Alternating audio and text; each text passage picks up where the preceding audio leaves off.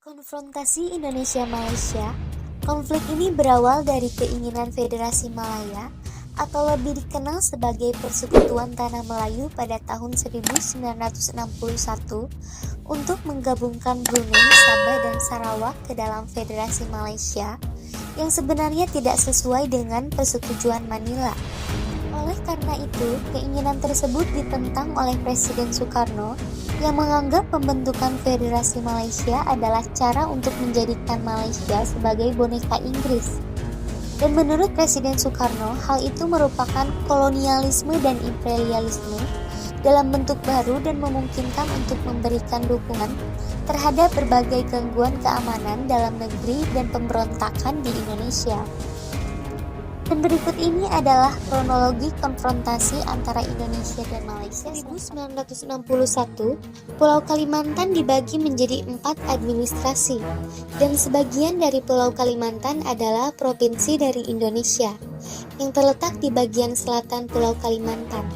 Sedangkan di utara adalah Kerajaan Brunei dan 2 koloni Inggris yaitu Sarawak dan Borneo Utara, yang kemudian hari dinamakan Sabah. Sebagai bagian dari koloni Inggris di Asia Tenggara, Inggris mencoba menggabungkan koloninya di Kalimantan dengan Semenanjung Malaya dengan membentuk Federasi Malaysia.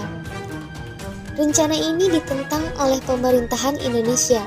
Presiden Soekarno berpendapat bahwa Malaysia hanya akan menjadi sebuah boneka Inggris dan hanya akan menambah kontrol Inggris di kawasan ini, sehingga bisa mengancam kemerdekaan Indonesia.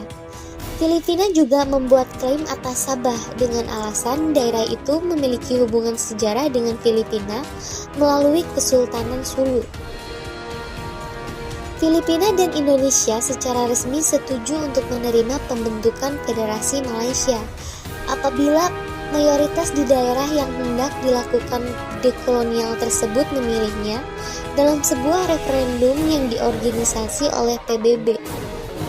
Tetapi sebelum hasil dari pemilihan dilaporkan, Malaysia memandang pembentukan federasi ini adalah masalah dalam negeri dan orang luar tidak seharusnya ikut campur.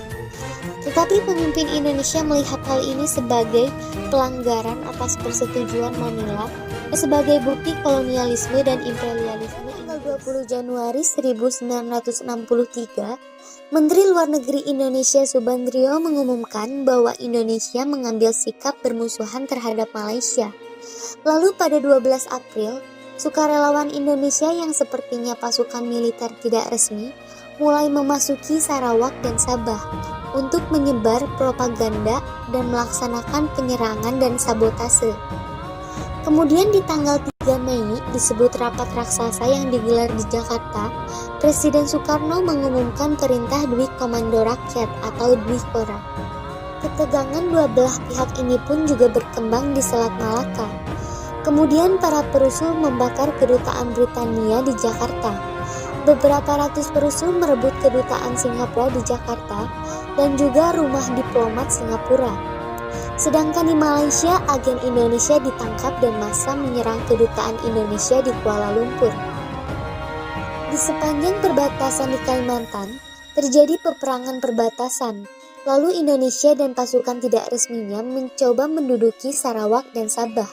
Sebagian besar pihak yang terlibat konflik senjata dengan Indonesia adalah Inggris dan Australia, terutama pasukan khusus mereka yaitu Special Air Service atau SAS. Setelah melalui berbagai pertempuran yang sengit dan saat menjelang akhir tahun 1965, Jenderal Soeharto memegang kekuasaan di Indonesia setelah berlangsungnya G30 SPKI oleh karena konflik domestik ini.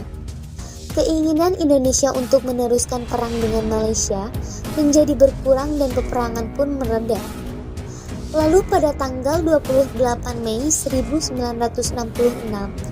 di sebuah konferensi Bangkok, meski diwarnai dengan keberatan Soekarno yang tidak lagi memegang kendali pemerintahan secara efektif, Kerajaan Malaysia dan pemerintah Indonesia mengumumkan penyelesaian konflik dan normalisasi hubungan antara kedua negara.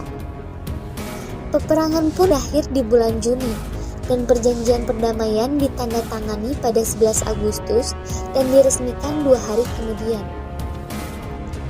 Ini adalah kisah masa lalu yang perlu kita tahu sebagai bahan pembelajaran.